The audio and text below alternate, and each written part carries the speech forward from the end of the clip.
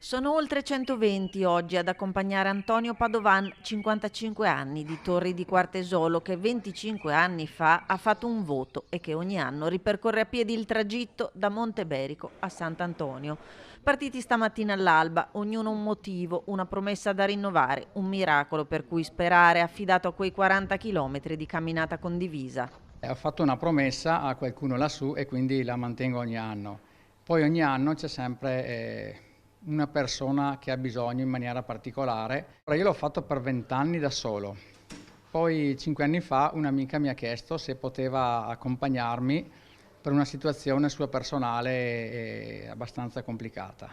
Siamo partiti in 6-7 persone, l'anno successivo eravamo in 15, poi una trentina, lo scorso anno eravamo una settantina e quest'anno siamo 120 persone più o meno. Per Antonio tutto iniziò 25 anni fa, quando diagnosticarono alla figlia di due suoi cari amici, bimba che all'epoca aveva 4 anni, una leucemia.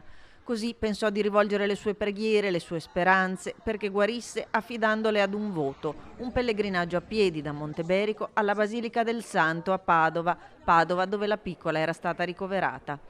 Oggi lei ha 28 anni, sta bene e si sposerà a breve, ma il voto fatto allora Antonio continua a rinnovarlo, al punto che non è più da solo, piano piano si sono aggiunti altri pellegrini che con lui percorrono lo stesso tragitto. Facciamo solo un piccolo momento di preghiera dopo l'Ongare e noi facciamo la Riviera Berica e poi prendiamo l'argine del Bacchiglione e fino a Tencarola Padova stiamo sull'argine perché è più bello, più salutare nel senso che si è in mezzo alla natura e anche più sicuro. Poi arriviamo al Santo di Padova dove siamo accolti dai frati della Basilica.